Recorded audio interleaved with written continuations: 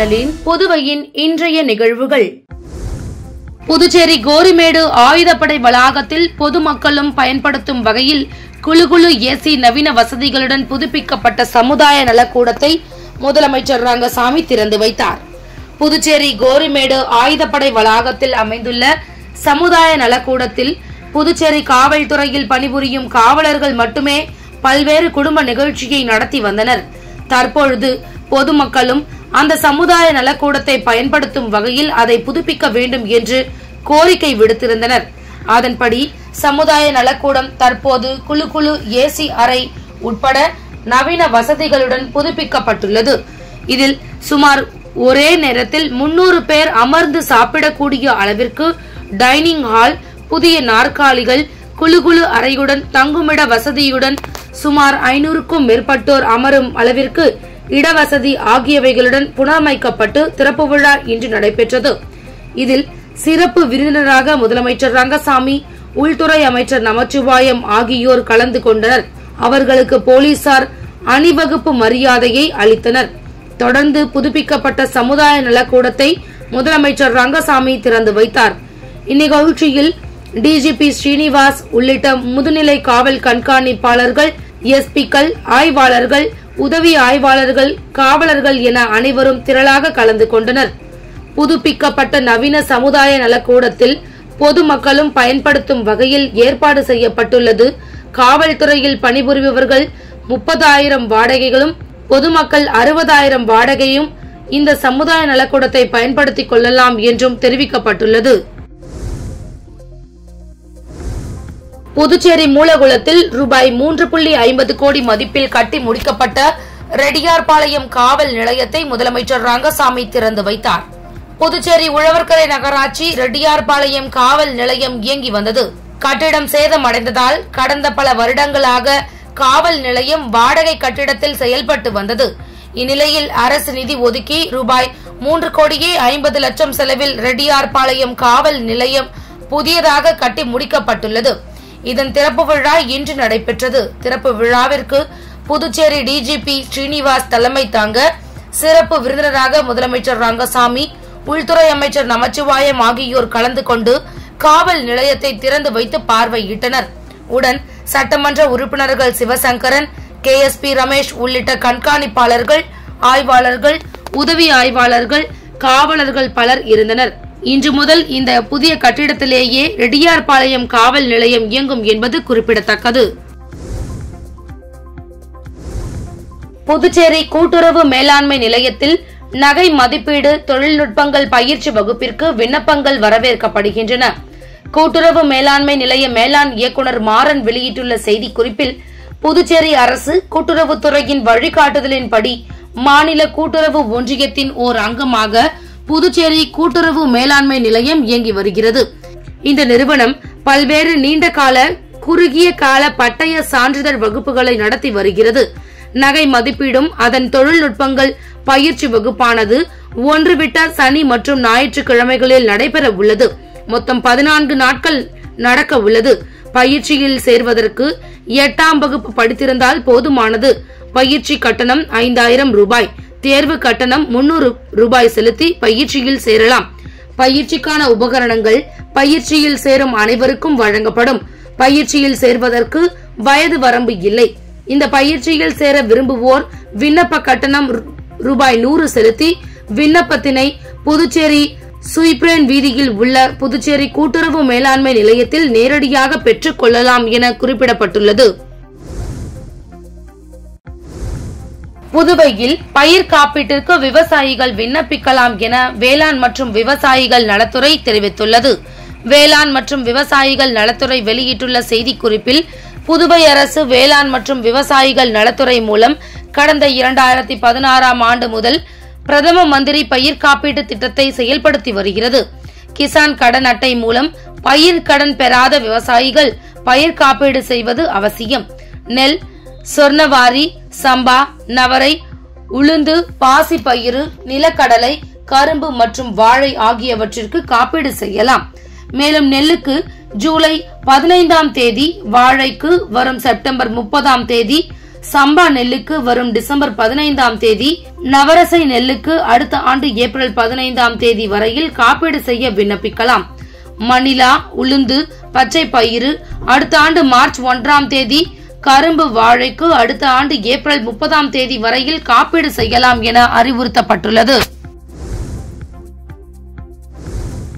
விபச்சார வழக்கில் மனைவி கைதானதால் அவமானம் தாங்க முடியாமல் 2 குழந்தைகளை கடலில் வீசி கொன்றுவிட்டு தந்தை மாயமான சம்பவம் தொடர்பாக போலீசார் விசாரணை மேற்கொண்டு வருகின்றனர். புதுவையை அடுத்த தமிழக பகுதியான கூனிமேடு குப்பம் மீனவ கிராமத்தை சேர்ந்தவர் ஆனந்தவேலு. இவரது மனைவி கௌசல்யா இருவரும் புதுவை காலாப்பட்டு பகுதியில் உள்ள சுனாமி குடியிருப்பில் வசித்து வருகின்றனர். இவர்களுக்கு ஜோபிதா மற்றும் 1.5 வயது குழந்தை சஸ்மிதா என 2 பெண் குழந்தைகள் உள்ளனர். இதனிடையே கடந்த வாரம் கணவன் மனைவிக்கு இடையில் தகராறு ஏற்பட்டுள்ளது. இதில் ஆனந்தவேலு தனது 2 குழந்தைகளையும் அழைத்துக் கொண்டு கூனிமேடு குப்பத்திற்கு கடந்த 10ஆம் தேதி வந்துவிட்டார். இதனிடையே கௌசல்யா நேற்று முன்தினம் புதுவை ரெயின்போ நகரில் அழகிகளை வைத்து விபசாரம் நடத்தியதாக பெரிய கடை போலீசாரால் கைது செய்யப்பட்டார். இதுகுறித்து தகவல் அறிந்த ஆனந்தவேலு அவமானம் தாங்காமல் தனது 2 குழந்தைகளையும் கடலில் வீசிவிட்டு மாயமாகி விட்டார் என கூறப்படுகிறது. இந்நிலையில் கூனிமேடு கடற்கரையோரம் ஒரு பெண் குழந்தையின் உடலும், அனுமந்தை குப்பம் கடற்கரையோரம் மற்றொரு பெண் குழந்தையின் உடலும் கரை ஒதுங்கி கிடந்தது. இது தொடர்பாக மரக்காணம் போலீசார் வழக்கு பதிவு செய்து விசாரணை மேற்கொண்டு வருகின்றனர். புதுச்சேரியில் சாராய கடைகளில் விற்கப்படும் சாராயத்தின் வீரியத்தை ஆய்வு செய்ய கலால்துறை சார்பில் தனிப்படைகள் அமைக்கப்பட்டுள்ளன. புதுச்சேரி கலால்துறை ஆணையர் மேத்யூ பிரான்சிஸ் வெளியிட்டுள்ள செய்திக்குறிப்பில், அண்மை காலமாக தமிழக எல்லை பகுதிகளை சேர்ந்த சிலர் புதுச்சேரியிலிருந்து வாங்கி சென்ற மதுவை அருந்தி உடல்நிலை பாதிக்கப்பட்டு தமிழக மருத்துவமனைகளில் அனுமதிக்கப்படுவதாக செய்திகள் வெளியிடப்படுகிறது. எனவே புதுவையில் உள்ள சாராய கடைகளில் அரசின் வடி சாராய ஆலையிலிருந்து வழங்கப்பட்ட சாராயம் மட்டுமே விற்கப்படுகிறதா என்று கண்காணிக்கவும், அதன் வீரியத்தை ஆய்வு செய்யவும் மற்றும் சாராயத்தில் வேறு ஏதேனும் கலப்படம் செய்யப்பட்டதா என்பதை கண்காணிக்க வட்டாட்சியர் சிலம்பரசன், ஆய்வாளர் அறிவுச்செல்வன் ஆகியோர் தலைமையில் தனிப்படைகள் அமைக்கப்பட்டுள்ளன. அதன்படி பாகூர், நெட்டப்பாக்கம் மற்றும் வில்லியனூர் கொம்யூன் பகுதிகளில் உள்ள சாராய கடைகளில் ஆய்வு மேற்கொள்ளப்பட்டது. மேலும் புதுச்சேரியிலிருந்து சாராய பாக்கெட்டுகள் தமிழகத்திற்கு கள்ளத்தனமாக எடுத்து செல்லப்படுகிறதா எனவும் கண்காணிக்கப்பட்டு வருகிறது. மேலும் அனுமதிக்கப்பட்ட அளவை விட அதிகமாக தனிநபருக்கு சாராயம் விற்பனை செய்யக்கூடாது என்றும் சாராய கடை உரிமையாளர்களுக்கு அறிவுறுத்தப்பட்டுள்ளது. மீறுபவர்கள் மீது சட்டப்படி உரிய நடவடிக்கை எடுக்கப்படும் எனவும் குறிப்பிடப்பட்டுள்ளது. இந்தியன் 2 படம் வெற்றி பெற வேண்டி தியேட்டர் முன்பு 5 கிலோ கற்பூரத்தை ஏற்றி போக்குவரத்து பாதிப்பை ஏற்படுத்திய ரசிகரை போலீசார் கைது செய்தனர். கமலஹாசன் நடித்த இந்தியன் 2 திரைப்படம் இன்று நாடு முழுவதும் வெளியானது. இதேபோன்று புதுச்சேரியில் 10க்கும் மேற்பட்ட திரையரங்குகளில் இந்தியன் 2 படம் வெளியானது. இந்த திரைப்படம் வெற்றி பெற வேண்டி புதுச்சேரி கமல் ரசிகர் மன்றம் சார்பில் பல்வேறு நிகழ்ச்சிகளுக்கு ஏற்பாடு செய்யப்பட்டிருந்தது. மேலும் கமலின் கட் அவுட்டிற்கு ஆள் உயர மாலை ஆட்டம் பாட்டத்துடன் கொண்டாடினார்கள். இதனைத் தொடர்ந்து திரைப்படம் வெற்றி பெற வேண்டுமென கமல் ரசிகர்கள் 5 கிலோ கற்பூரத்தை அண்ணா சாலையில் உள்ள ரத்னா திரையரங்கு நுழைவு வாயிலில் ஏற்றி வழிபட்டனர். 5 கிலோ கற்பூரம் கொழுந்துவிட்டு எரிந்ததால் அப்பகுதியே புகை மண்டலமாக காட்சியளித்தது. மேலும் இதனால் அண்ணா சாலையில் கடுமையான போக்குவரத்து நெரிசல் ஏற்பட்டது. இதனை அடுத்து சம்பவ இடத்திற்கு வந்த போலீசார் கொழுந்துவிட்டு எரிந்து கொண்டிருந்த கற்பூரத்தை தண்ணீர் ஊற்றி அணைத்தனர். இதனை அடுத்து அனுமதியின்றி 5 கிலோ கற்பூரத்தை நடு சாலையில் வைத்து ஏற்றி வழிபட்ட கமல் ரசிகரை அங்கிருந்து அழைத்து சென்று விசாரித்து வருகின்றனர். இதனால் போக்குவரத்து நெரிசல் ஏற்பட்டதுடன் அங்கு சிறிது நேரம் பரபரப்பு நிலவியது. புதுச்சேரி INTUC கடற்கரை சிறு வியாபாரிகள் நலசங்க பெயர் பலகையை வைத்திலிங்கம் MP, முன்னாள் முதல்வர் நாராயணசாமி ஆகியோர் திறந்து வைத்தனர். புதுச்சேரி கடற்கரை சாலை நேரு சிலை அருகே INTUC கடற்கரை சிறு வியாபாரிகள் நலசங்கத்தின் பெயர் பலகை திறப்பு விழா இன்று நடைபெற்றது. INTUC மாநில தலைவர் பாலாஜி தலைமையில் நடைபெற்ற விழாவில் சிறப்பு விருந்தினர்களாக காங்கிரஸ் கட்சியின் மாநில தலைவர் வைத்திலிங்கம் எம்பி, முன்னாள் முதல்வர் நாராயணசாமி, சட்டமன்ற உறுப்பினர் வைத்தியநாதன் ஆகியோர் கலந்து கொண்டு கட்சி கொடியேற்றி பெயர் பலகையை திறந்து வைத்து சிறப்பித்தனர்.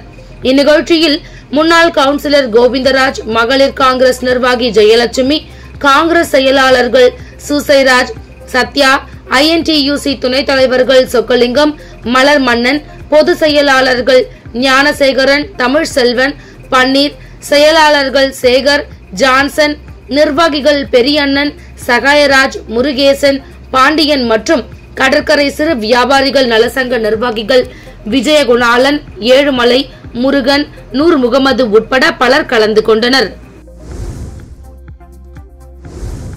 புதுச்சேரி மணவெளி சட்டப்பேரவை தொகுதிக்கு உட்பட்ட பயனாளிகளுக்கு ரூபாய் 17,70,000 மதிப்பிலான நலத்திட்ட உதவிகளை சபாநாயகர் செல்வம் வழங்கினார்.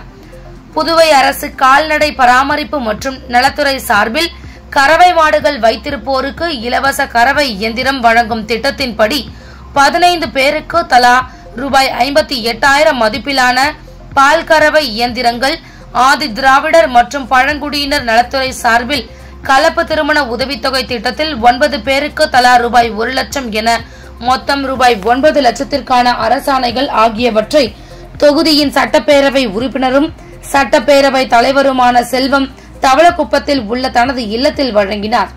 இந்நிகழ்ச்சியில் கால்நடை பராமரிப்புத்துறை மருத்துவர்கள் மேரி, சாந்தி மற்றும் பாஜக மாநில விவசாய அணி தலைவர் ராமு, பொது செயலாளர் சக்திபாலன், மாவட்ட தலைவர் சுகுமார், கிருஷ்ணமூர்த்தி, மாவட்ட துணைத் தலைவர் மணி உள்ளிட்டோர் கலந்து கொண்டனர்.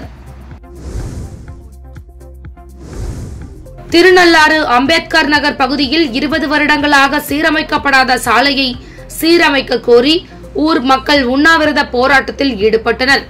காரைக்கால் மாவட்டம் திருநள்ளாறு சனீஸ்வர பகவான் ஆலயம் அருகே அமைந்துள்ள கிராமமான அம்பேத்கர் நகர் பகுதியில் கடந்த 20 ஆண்டுகளுக்கு முன்பு போடப்பட்ட சாலை இதுவரை சீரமைக்கப்படாததால் பள்ளி செல்லும் மாணவர்கள், மருத்துவமனை செல்லும் நோயாளிகள் உள்ளிட்டவர்கள் கடுமையாக பாதிக்கப்படுவதாகவும், மழை காலங்களில் பள்ளம் தெரியாமல் இருசக்கர வாகனங்களில் செல்வோர் விழுந்து விபத்துக்குள்ளாகும் நிலை தொடர்வதாலும் இதுகுறித்து பலமுறை மாவட்ட நிர்வாகத்திற்கும் மாநில அரசிற்கும் தெரிவித்தும் எந்த பயனும் இல்லை என்பதால் ஊர் மக்கள் தொடர்ந்து போராடி வருவதாகவும் அப்பகுதி மக்கள் வருத்தம் தெரிவிக்கின்றனர்.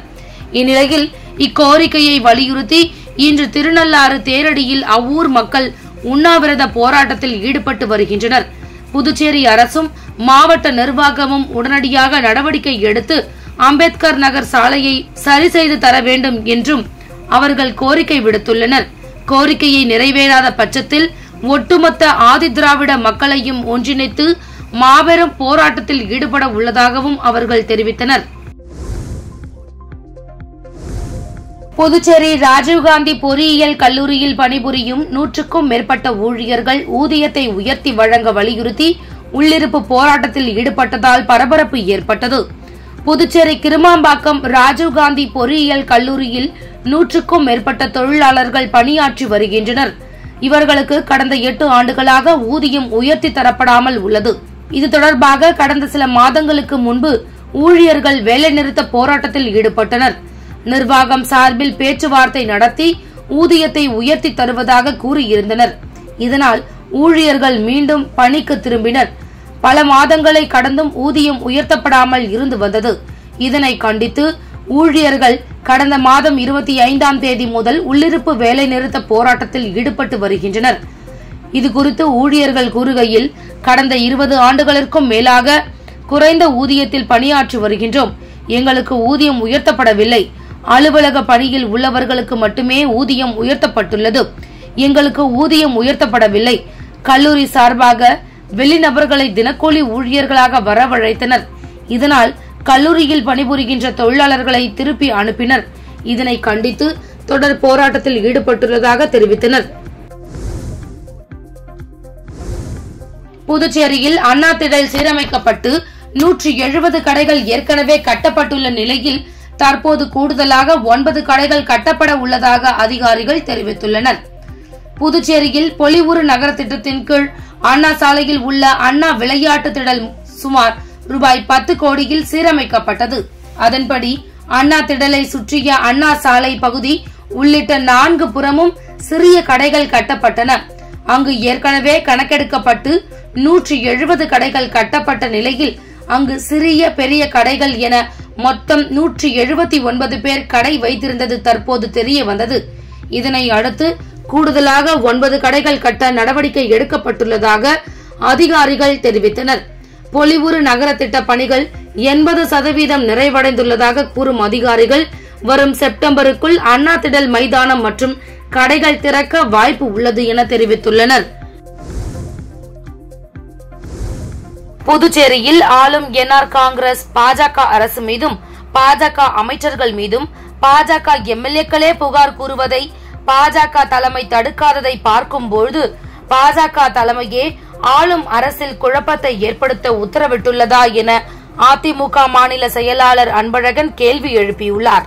புதுச்சேரி உப்பளத்தில் உள்ள அதிமுக தலைமை அலுவலகத்தில் செய்தியாளர்களிடம் பேசிய அதிமுக செயலாளர் அன்பழகன், புதுச்சேரி மாநிலத்தில் பாஜக கூட்டணி ஆட்சி அமைந்ததிலிருந்து வெவ்வேறு வினோதங்கள் நடைபெற்று வருவதாகவும் ஆளும் கூட்டணி அரசில் பங்கெடுத்துள்ள பாஜகவில் வாக்களிக்கும் உரிமையில் 9 சட்டமன்ற உறுப்பினர்கள் உள்ளனர்.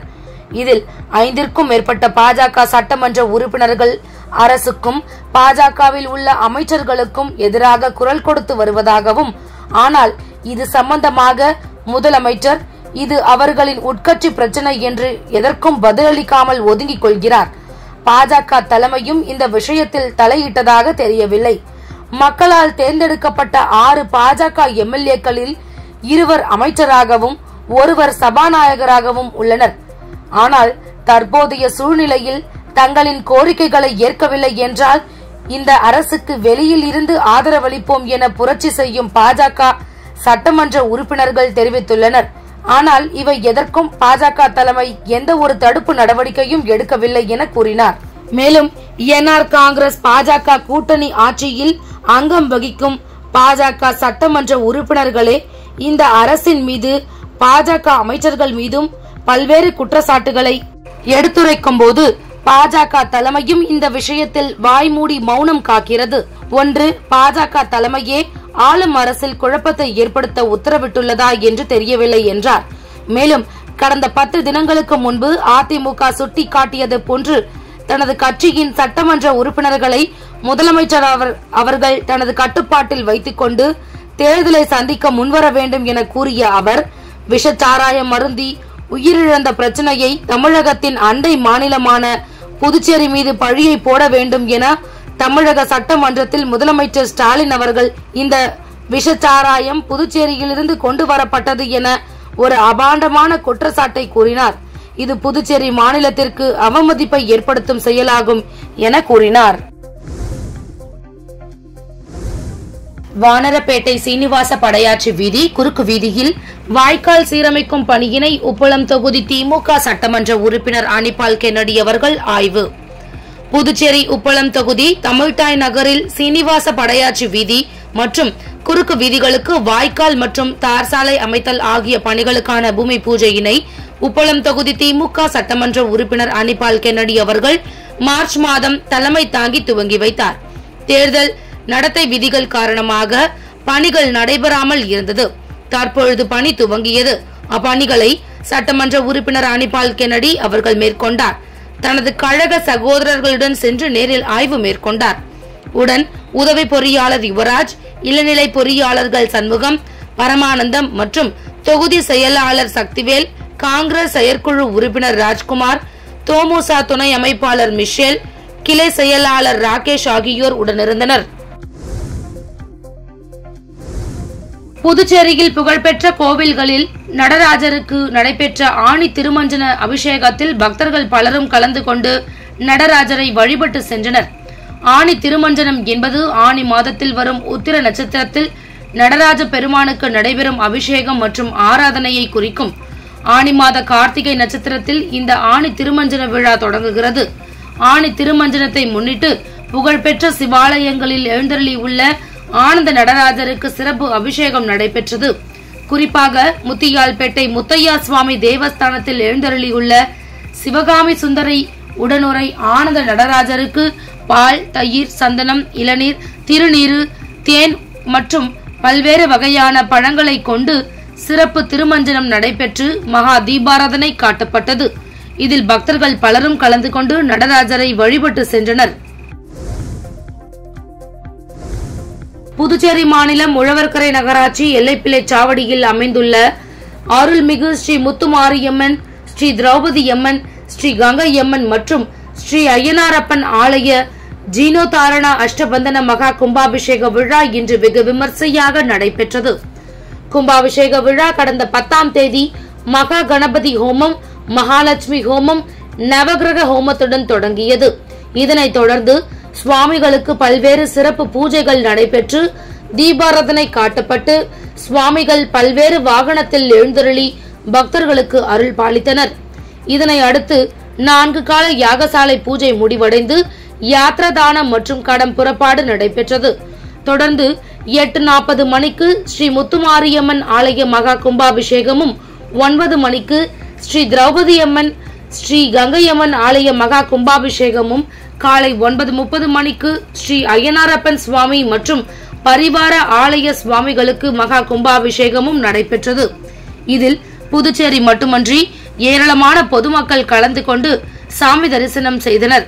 இதனை அடுத்து சுவாமிகளுக்கு மகா அபிஷேகம் நடைபெற்று அன்னதானமும் நடைபெற்றது. இந்நிகழ்ச்சிக்கான ஏற்பாடுகளை ஆலய நிர்வாகிகள் மற்றும் பொதுமக்கள் ஆகியோர் சிறப்பாக செய்திருந்தனர். மணவெளி தொகுதிக்கு உட்பட்ட புதுக்குப்பம் பகுதியில் அமைந்துள்ள அருள்மிகு ஸ்ரீ பாலவிநாயகர் ஆலய கும்பாபிஷேக விழாவில் சபாநாயகர் செல்வம் உட்பட திரளான பக்தர்கள் கலந்து கொண்டு சாமி தரிசனம் செய்தனர். புதுச்சேரி மணவெளி சட்டமன்ற தொகுதிக்கு உட்பட்ட புதுக்குப்பம் கிராமத்தில் எழுந்தருளியுள்ள அருள்மிகு ஸ்ரீ பாலவிநாயகர், ஸ்ரீ பாலமுருகன், ஸ்ரீ தில்லாட்சி அம்மன் மற்றும் ஸ்ரீ சப்த கன்னிமார்கள் ஆலய அஷ்டபந்தன மகா கும்பாபிஷேக விழா இன்று காலை வெகு விமர்சையாக நடைபெற்றது. இந்த மகா கும்பாபிஷேக விழாவில் தொகுதி சட்டமன்ற உறுப்பினரும் சட்டப்பேரவை தலைவருமான செல்வம் உட்பட திரளான பக்தர்கள் கலந்து கொண்டு சாமி தரிசனம் செய்தனர். புதுச்சேரி லாஸ்பேட்டை பகுதியில் எழுந்தருளியுள்ள அருள்மிகு பாலமுத்து மாரியம்மன் கோவில் செடல் மகோத்சவத்தை முன்னிட்டு ராஜேஸ்வரி அலங்காரத்தில் அம்மன் எழுந்தருளி பக்தர்களுக்கு காட்சியளித்தார். புதுச்சேரி லாஸ்பேட்டை பகுதியில் அமைந்துள்ளது அருள்மிகு பாலமுத்து மாரியம்மன் தேவஸ்தானம். இந்த கோவிலில் சாகை வார்த்தல், செடல் மகோத்சவம் இன்று அனுக்னை விக்னேஸ்வர பூஜை, கணபதி ஹோமத்துடன் தொடங்கியது. தொடர்ந்து அம்மனுக்கு சிறப்பு அபிஷேகம் செய்யப்பட்டது.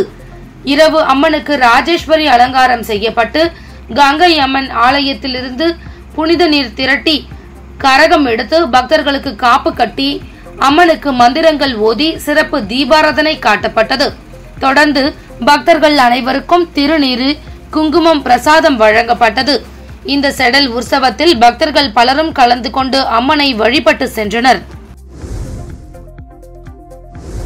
புதுச்சேரி மாநிலம் கோனேரிக்குப்பம் கிராமத்தில் அமைந்துள்ள அருள்மிகு ஸ்ரீ தாமாலம்மன் ஆலய மகா கும்பாபிஷேக விழாவில் ஏராளமான பக்தர்கள் கலந்து கொண்டு சுவாமி தரிசனம் செய்தனர். புதுச்சேரி மாநிலம் வில்லியனூர் கொம்யூன் கூடப்பாக்கம் மதுரா கோனேரிக்குப்பம் கிராமத்தில் அமைந்துள்ள அருள்மிகு ஸ்ரீ தாமாலம்மன் மற்றும் ஸ்ரீ விநாயகர், ஸ்ரீ சுப்பிரமணிய சுவாமிக்கு திருப்பணிகள் இனிதே நிறைவடைந்ததை முன்னிட்டு ஆலய மகா கும்பாபிஷேகம் வெகு சிறப்பாக நடைபெற்றது.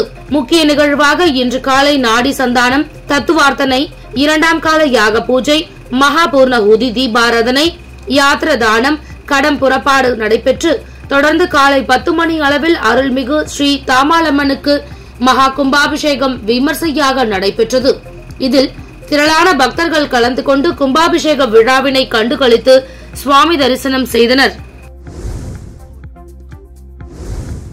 ராமநாதபுரம் மாவட்டம் பாம்பன் கடலின் நடுவே ரூபாய் 545 கோடியில் புதிதாக ரயில் பாலம் கட்டும் பணி கடந்த 3 ஆண்டுகளுக்கு மேலாக நடைபெற்று வருகிறது. புதிய ரயில் பால பணிகளை ஆய்வு செய்வதற்காக டெல்லியில் இருந்து நேற்று ரயில்வே வாரிய உறுப்பினர் அனில்குமார் கண்டேல்வால் ராமேஸ்வரம் வந்தார். அவர் ராமேஸ்வரம் ரயில் நிலையத்தில் விரிவாக்க பணிகளையும் ஆய்வு செய்தார். இதனைத் தொடர்ந்து அங்கிருந்து கார் மூலமாக புறப்பட்டு பாம்பன் வந்து ரயில் பாலம் பணிகளை பார்வையிட்டார். பாலம் கட்டுமானம் தொடங்கியது முதல் தற்போது வரை முடிந்த பணிகளின் படங்கள் அங்கு பார்வைக்கு வைக்கப்பட்டிருந்தன. அவற்றை பார்வையிட்டார். இந்த ஆய்வுக்காக திருச்சி பொன்மலையில் இருந்து மேற்கண்ட 2 என்ஜின்கள் வரவழைக்கப்பட்டிருந்தன. ஒவ்வொரு என்ஜினும் தலா 110 டன் எடை உள்ள நிலையில் 2 என்ஜின்களையும் சேர்த்து 220 டன் எடையில் பாலத்தில் விடப்பட்டு 10 கிலோமீட்டர் வேகத்தில் இயக்கி இந்த சோதனை நடத்தப்பட்டது. 3 நாட்களுக்கு இந்த சோதனை நடத்தப்பட உள்ளது.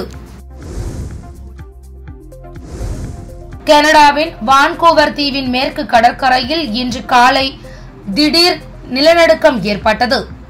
காலை 8-9 மணி அளவில் ஏற்பட்ட இந்த நிலநடுக்கம் ரிக்டர் அளவில் 6.4 பதிவாகியுள்ளதாக அமெரிக்க புவியியல் ஆய்வு மையம் தெரிவித்துள்ளது. 10 கிலோமீட்டர் ஆழம் கொண்ட இந்த நிலநடுக்கம் முதலில் 6.6 ரிக்டர் அளவில் தீர்மானிக்கப்பட்டது. ஆனால் பின்னர் அது 6.4 குறைக்கப்பட்டது.